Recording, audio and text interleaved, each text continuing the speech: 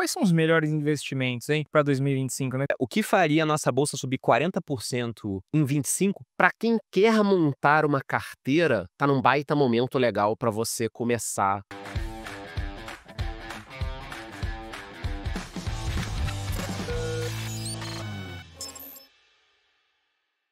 Tem um jeito de se aproveitar dessa maluquice toda de governo, é emprestar dinheiro pro governo.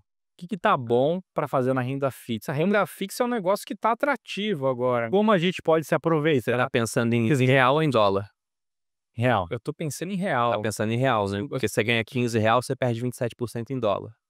Ah, que pena. Abro aí, né? Pô, esse podcast vai pra frente. Chega. Fechou uma live aqui. Volteirinho não há nenhuma esperança. Aí só, pensando no exterior e pensando no Brasil, então. Pode ser. Não, vocês querem que eu minta? Pro brasileirinho. Vai ficar mais leirinho, tá ouvindo a gente aqui, A brasileirinho. gente não sabe como é que vai ser esse ano. Pode ser que esse ano o dólar caia. Porque se a gente pega o último ano do S&P 500, foi um negócio totalmente fora das médias. Os dois, né? Sim, foram muito fortes. Você pega a média de 10 anos, o S&P 500, para quem não conhece, o S&P 500 é o principal índice acionário americano, as 500 maiores empresas. Ele sobe na média uns 12% por ano. E o dólar contra o real sobe na média, na última década, uns 10% ao ano. Então, retorno composto um pouquinho maior do que 22%, o que significa que a cada 4 anos seu patrimônio dobra. Nesse último ano apenas, você teve mais de 50% de subida e o dólar contra o real subiu uns 27%. Então, você teve no composto quase 80% de resultado. Foi bizarro, mas é algo que eu acho que vai acontecer de novo, e de novo, de novo. Não, foi um ano muito acima da média. Talvez a gente não veja isso acontecendo nos próximos anos. Mas esse é o ponto que o chat tinha citado do cara ter diversificação internacional. Pode ser que não compense toda a subida do dólar, mas como investidores a gente quer alocar os ativos naquilo que vai subir mais, para o mesmo nível de risco. Eu acho que lá fora, né, além de subir mais, você correu menos risco, porque é mais interessante estar investindo na maior economia do mundo do que numa economia emergente, que hoje é menos de 1% do mercado global, né? Mas, Charlão, você não gosta dessa Selic aí, 12,5%? Esse peso aí, IPCA 18, louco. Pode botar aí, quem não tem IPCA mais 7 é o... Agora, falando de exterior, o que acontece? O S&P subiu bastante nos últimos 2 anos, historicamente, ele tá bem acima. Só que a gente está vendo um fenômeno hoje que para o investidor ele é maravilhoso, que é o seguinte: as bolsas estão esticadas, se até tem oportunidade, mas a renda fixa está pagando muito. Não à toa grandes investidores, como o Buffett e eu também, estamos com muito dinheiro parado na renda fixa. Porque tanto lá fora quanto aqui no Brasil, a renda fixa está pagando muito, aqui os ativos estão depreciados e lá fora não. Então você pode esperar uma oportunidade boa agora ou pode começar a esperar mais. Então, por exemplo, eu tenho renda variável no exterior, mas faz sentido tirar um pouco dessa renda variável que já deu muito e passar um pouco para renda fixa, ganhando 4, 5, 6, 7 em dólar, esperando um momento que a maré vai baixar um pouco, porque historicamente ela baixa. Pega o S&P de 2000 a 2011, rendeu quanto? Praticamente nada. Por quê? Porque no ano 2000 a gente teve uma crise, que eu até me lembro dessa crise muito bem. E aqui subiu muito. Subiu muito, que foi a bolha da Nasdaq. Então, eu acho que o grande segredo, cara, é você estar posicionado ali, conseguindo navegar um pouquinho. E você só vai conseguir isso com a diversificação. Óbvio que lá fora, em dólar, é tudo muito melhor, mas mesmo lá fora, cara, subiu muito ano, subiu muito outro ano, aí você tinha 16 de média, tá com 30 já. Na euforia, você sempre vai achar que o negócio vai continuar subindo. Hoje, é proibido falar mal da Nvidia. Na minha época de estudante, era proibido falar mal da GE, da Xerox, da Kodak, da IBM. Cadê essas empresas como líderes do S&P, como elas já foram? Não estão mais. Então, assim, a gente tem que pensar que subiu demais, eu ainda acho que vai subir, eu quero ter renda variável, mas eu não me recordo, em, sei lá, quase 30 anos de investidor, de olhar um mercado que pode cair um pouco e que você consegue deixar o teu dinheiro na renda fixa rendendo muito, esperando esse problema aqui. Eu não estou dizendo que você não tem que ter renda variável, óbvio que não, eu tenho também S&P, ETFs, ações, mas caralho, você consegue pegar um bonde brasileiro lá, pagando dólar mais 7, enquanto você espera o mercado ruir, o juro cair, os seus ativos na renda fixa vão inclusive se valorizar quando esse juro cair, e aí você vai comprar o que caiu barato. Então, pelo menos uma parte vai do dinheiro. Eu acho que tem que estar dormindo na renda fixa, esperando uma boa oportunidade que o mercado vai dar. Não à toa, um cara como o Buffett, óbvio que o Buffett hoje ele não consegue nem se mover direito, ele tem tanto dinheiro Sim. que ele não consegue achar um ativo, ele vai Se ser... mexe. E todo mundo sabe, né? Ele ainda é obrigado a falar. Mas assim, uma parte do seu dinheiro, tanto aqui no Brasil quanto no exterior, eu acho que ela pode aproveitar essa renda fixa esperando um momento melhor. Certo. Óbvio que você corre o risco do Trump, por exemplo, bombar a economia americana e o juro subir mais, você tomar um calor. Mas tudo faz parte do jogo. Mas não é uma tendência, assim, quando a gente tá com essa taxa, com essa Selic alta e tudo mais, as ações estarem mais descontadas? Aqui no Brasil, sim. Lá fora, aqui no Brasil, a gente está muito abaixo. Você pega o mercado financeiro, que eu gosto, os bancos do Sim. Brasil, que sabem fazer negócio. Acaba o Brasil, os bancos estão ali ganhando dinheiro. Você tinha um preço-lucro de 9,5, 10, 11 histórico para bons ativos, está em 6,5. O Banco do Brasil negocia abaixo de 4 vezes o preço do Isso é uma loucura, cara. Porque Isso é loucura. um sinal de que as coisas podem estar boas nas ações é que tem pouca gente falando delas. Não, né? essa é uma máxima que eu tenho até no meu canal. Se é ruim de postar, é bom de comprar. Se você faz um vídeo, né, e ele bomba muito, quer dizer que o pessoal tá procurando aquilo já, o preço geralmente tá mais esticado, né? Principalmente se for um ativo local. Porque se tem ativos globais também, aí o Brasil não faz cheiro, né? Não. Agora, quando um ativo local você faz um vídeo e você vai nos comentários só tem descrença, fala, meu Deus, né, tá de ações, então quer dizer que é um momento onde está barato. Mas esse é um ponto do Brasil que a gente tem que ter atenção. Porque a gente está barato? Sim. Você pega, não vamos pensar nem numa ação específica, porque Banco do Brasil está abaixo de 4 vezes lucro. Você pega em valor patrimonial, eu até anotei aqui porque eu achei bem relevante. O Bradesco está sendo negociado a 67% do valor patrimonial. Ou seja, para criar um Bradesco novo, você vai gastar 33% a mais do que comprando um que está na bolsa. Para criar todo igualzinho, só que você não tem o know-how que o pessoal do Bradesco que está operando já tem. Então tem muita coisa barata? Tem, mas vamos deixar de pegar o cherry picking, né? Para pegar o índice. Se a gente pega o preço-lucro de Bovespa, a gente está 30% abaixo da média histórica do Brasil. A gente está num preço-lucro de quase 8, um pouquinho abaixo disso, a média histórica fica em torno de 11. Se está 30% abaixo, só para subir até a média, tem que subir 38%. Porque você tem 100, caiu 30, virou 70. Para 70 voltar a ser 100, Isso é pra média, nem ficar bom, né? Exato, mas isso é para a média, sendo que você pode estar muito além da média, né? Em momentos de euforia, de animação do mercado. Sim. Só que o que faria a nossa bolsa subir esses 40% hoje? A única coisa que vem na minha cabeça, não quer dizer que é a única alternativa. Vem na tua cabeça, né, Bruno? Que eu posso. O jurídico ligou aqui no post. Disso eu posso falar. Tem coisa que eu não posso falar, realmente. E esse é um ponto relevante do Brasil. Tem assunto que a gente não pode falar. Quais? Eu não posso falar.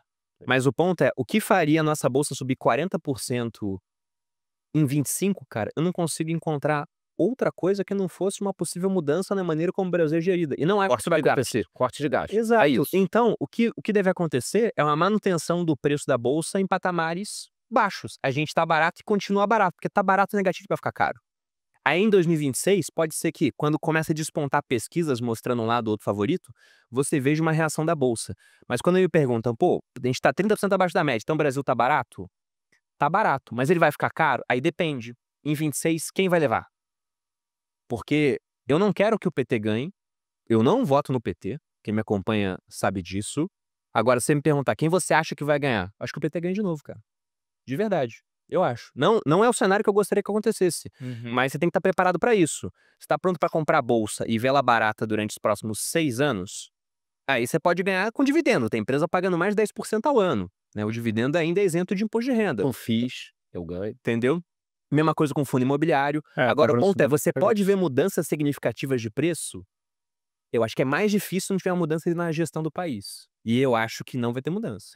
Então hoje, pro Brasil. Eu quero estar enganado sobre isso, tá?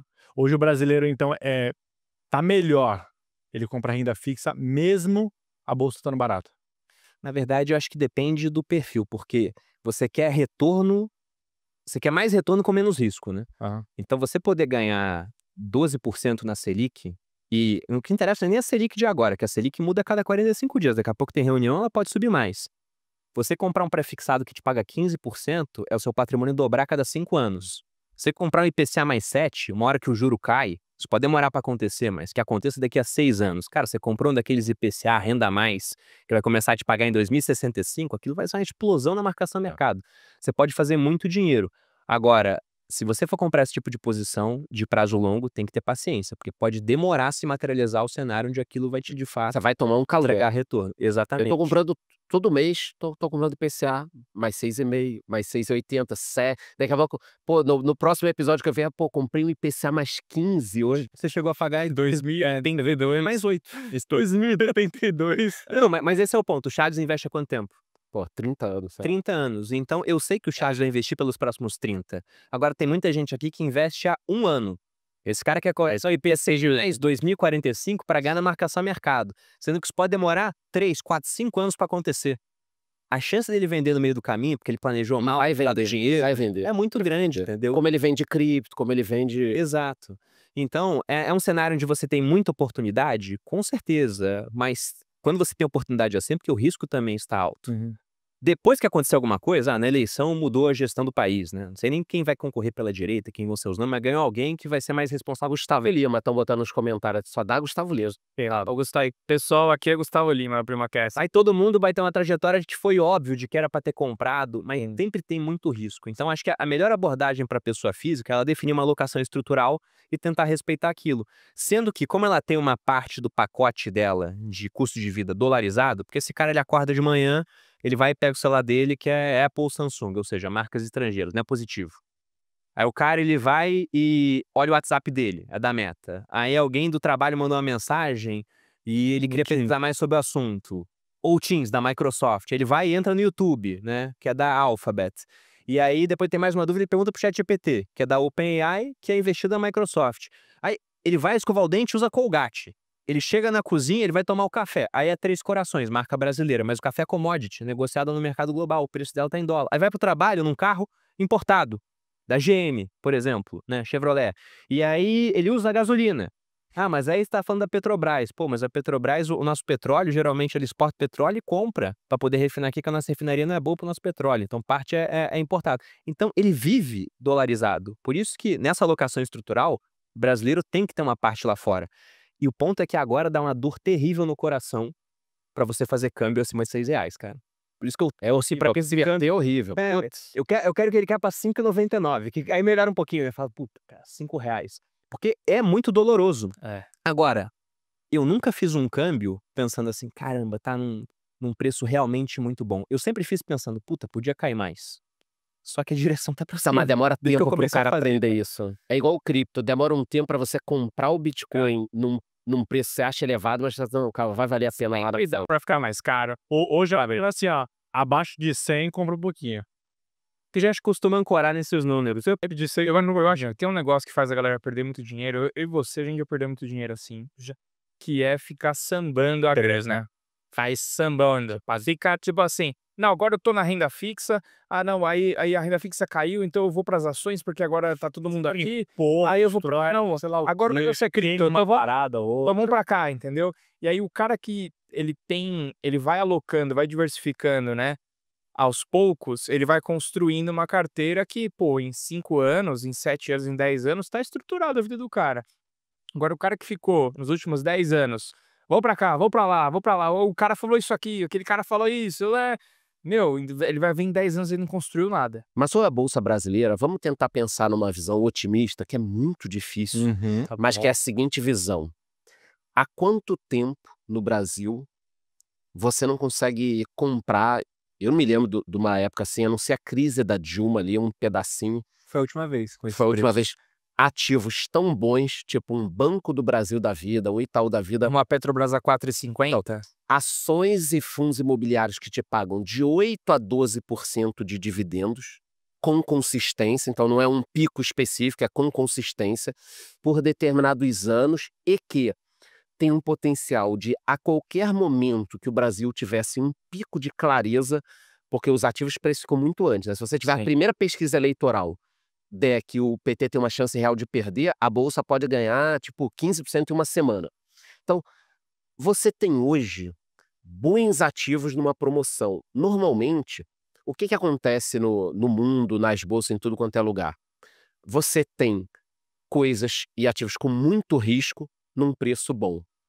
Agora você tem bons ativos que dificilmente vão quebrar ou tem uma chance baixa de quebrar, te remunerando anualmente sem pagar imposto ainda, né? Porra, que o Haddad não veja aqui para lembrar disso, sem pagar imposto e com um potencial de, a qualquer momento, 15%, 20%, 30%, 40% de alta. Então, assim, para quem quer montar uma carteira, tá num baita momento legal para você começar a investir. Legal. No meio ali de 2021, quando a Selic estava 2%, tava uma merda, porque a renda fixa estava ruim, pô, 2% bolsa Selic, caríssimo. e a bolsa caríssima. Quem começou ali, cara, deve estar tomando um calor absurdo. Agora, para começar, pô, você monta uma carteira lá de fundo imobiliário, todos pagando 10% ao ano e abaixo do valor patrimonial.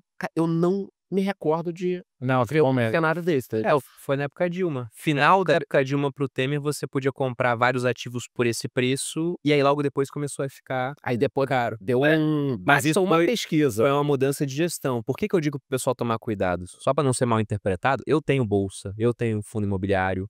A maior parte do meu dinheiro não está no Brasil, mas eu tenho alocação aqui no Brasil também. Tá na Suíça. Mas por que que eu digo para tomar cuidado? Porque a mudança da Dilma pro Temer foi um momento de reprecificação e depois você teve uma bolsa começando a subir até 2021. Foi o que a gente pegou. Foi o último ano que a gente teve IPOs aqui no Brasil, né? 22 IPOs, 23.0, 24.0. Falei cash. Vamos ver esse ano como é que vai ser. Absurdo. Mas o ponto principal é que antes dessa mudança, de 2009, que a bolsa caiu muito em 2008, voltou em 2009, de 2009 a 2016, quando saiu o impeachment, você teve 6, 7 anos de bolsa andando de lado e caindo. E o número de CPFs em bolsa não aumentava. Era 500 mil CPFs, não entrava investidor novo. Porque era um mercado que era um moedor de carne. Então, se o cara ele for com muita sede ao pote, e a gente não tiver uma mudança acontecendo em 26, por exemplo, ele vai se frustrar. Então, Pode durar bom, 10 anos em baixa, né? pode, entendeu? Esse negócio, não tem crise que nunca acabe. Concordo, mas o ponto é, pode demorar muito para uma crise acabar, e o outro é que o investidor pessoa física, ele pensa muito pouco em algo que é vital, que é cuja oportunidade. Seu dinheiro é limitado. Se você compra o seu dinheiro em alguma coisa, no ativo A, você deixa de comprar o ativo B, o C, o D, o E, Sim. entendeu? Então, isso é uma coisa que o cara tem que pensar. Ele, como hoje é muito mais fácil, como o chat tinha falado, você investir globalmente, ele tem que pensar, cara, se eu fosse um investidor global, que ele pode ser, como é que eu alocaria os meus ativos? Eu teria tudo em Brasil? Não. Eu estaria diversificando pelo mundo? Sim. Onde eu teria mais? Onde estão as melhores oportunidades, não pensando em um único ano? Porque esse horizonte de 1 ano, 6 meses, quem pensa nisso é gestor, que o cara quer ganhar a taxa de performance dele, né? Então ele tem que bater o mercado nesse prazo. Agora esse cara tem que estar pensando em 10, 20, 30 anos, que é quando ele vai se aposentar. O que deve ir melhor nesse prazo? É um país que é altamente dependente de commodities, onde você tem questões políticas e jurídicas, né, que trazem muita instabilidade. É um país, porque todo mundo fala, pô, o Brasil no século XX arrasou, né? Em vários momentos era o país que mais crescia no mundo. Tá, mas naquela época o Brasil tinha uma taxa de natalidade de 5 filhos por mulher. Hoje a gente está em menos de 2. A população urbana do Brasil na década de 50 era 20 milhões de pessoas, hoje está 180, multiplicou por 9 em 70 anos. Só que acabou isso. Migração do campo para a cidade acontece uma vez, depois não tem migração de novo. Países que passam por isso crescem. A Índia está passando por isso, a China passou por isso. O Brasil já foi. O Brasil está na vanguarda da tecnologia? Não. São outros países que estão. Então a gente tem que pensar em onde alocar o nosso dinheiro naquilo que vai render mais ao longo do tempo, e não apenas em um único ano. Então tem oportunidade no Brasil? Tem. Mas por que tem tanta oportunidade? É justamente o pessoal tá vendo e tá falando, cara, todo mundo acha que o Banco do Brasil tá barato. Mas se tá barato, por que ele não começa a subir agora? Porque tem um porquê de estar barato, né? Tem um porquê do nosso país estar tão descontado. Então, se esses porquês não mudam, a gente não pode esperar muita reação de bolsa de valores. Agora, se o cara for com parcimônia, comprando, ele vai estar ganhando um dividendo bom de mais de 10%, isento de imposto. Como o Charles falou, tem fundo imobiliário, você fala de IPCA mais 7 em título público, tem fundo imobiliário de papel, que é quase como um fundo de renda fixa listado em bolsa, porque está lotado de CRI, são ativos de renda fixa, que está pagando, depois de taxa de administração, IPCA mais 9,5%. E com papéis de boa qualidade, porque lá tem chance de calote muito maior do que o governo não pagar sua própria dívida, mas com papéis de qualidade. Então tem muita coisa muito barata no Brasil, mas a gente não pode se esquecer de que há um porquê tudo isso está barato. Eu gostava muito mais da minha vida lá em 2015, 16, quando eu era muito mais ignorante, porque eu comprava no balde as coisas sem pensar em risco. quando hoje, né, com mais discernimento eu olho lá pra trás, eu vi o quanto eu fui imprudente fazer certas coisas. Porque se não tivesse uma mudança de governo, cara, as coisas poderiam pior. Você pegou um timing bom pra caramba. Peguei um timing e, como eu era mais ignorante, eu não me fiz uma série de questionamentos que eu faço hoje. Então, eu não sei o que vai acontecer no futuro. Justamente por isso eu faço questionamentos. Mas o ponto é, tem muita coisa boa no Brasil em renda fixa? Tem muita coisa boa no Brasil em equities? Tem. Agora, compre pensando que você vai ter que carregar esse negócio durante algum tempo. E não que esse é um trade que em 2 anos vai se materializar para você vender e fazer outra coisa. Sabe um ponto que a gente não falou aqui, cara? Importante também. Não sei se é o tema até que a gente pode colocar mais importante. Aonde não investir de jeito nenhum. Em 2020 eu não investi de nenhum. Nossa, isso. Aonde não, sabe? O pessoal até vai estar nos comentários. Aonde não investir de jeito nenhum. Radioativo. Aí, negócio radioativo. Aqui no Brasil, em relação ao juro, como acho que a coisa pode desandar um pouquinho antes de melhorar, eu fugiria de tudo que tem muita dívida, porque se o juro explodir, a inflação explodir, essa turma quebra. Você fala, tipo assim, ações. Empresas com endividamento. Porque o que acontece é o seguinte, a margem de todas as empresas já é carregada, né? Exceção de alguns produtos, a margem das empresas é baixa. Quando você começa a ter uma Selic no Brasil de quase 15, que o dinheiro que você vai conseguir captar no banco ou com empréstimos é de 20, 30% ao ano, que negócio que paga isso?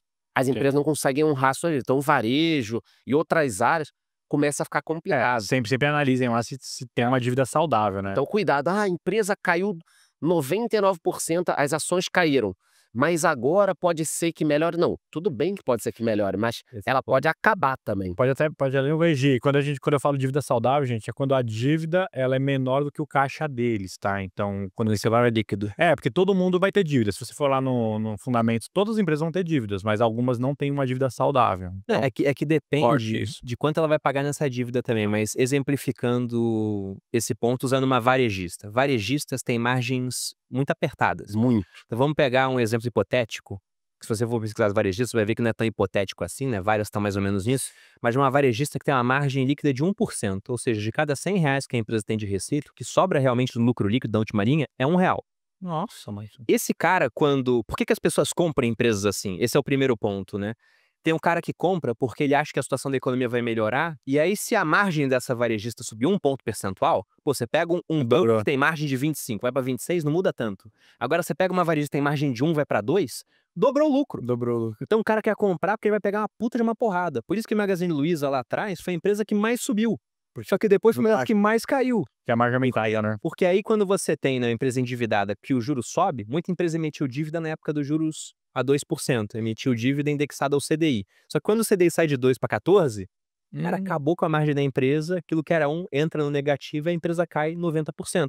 E aí vem o erro do investidor, que o Charles citou aqui, que o cara vê cair 90%, igual com Americanas. Ele fala, agora é a hora. Porque a loja americana tá lá, o ponto tá lá, ela continua vendendo Kit Kat, continua vendendo barra de chocolate, vou comprar porque não dá pra cair mais. Cara, não, sempre dá. Cara, vou te falar. Sempre dá. Seria. Se um cara entra na lojas americanas hoje e fala, eu vou comprar isso aqui, esse cara é doido, cara, porque as americanas estão abandonadas. Não tem como, cara. Pensável, Só que eu não sei se você viria dança. O milhão tá igual. Mas é uma empresa que antes da queda eu já não investiria. Depois da queda, por conta de uma fraude, aí você fala, cara, não, você não sabe ter esse real, entendeu?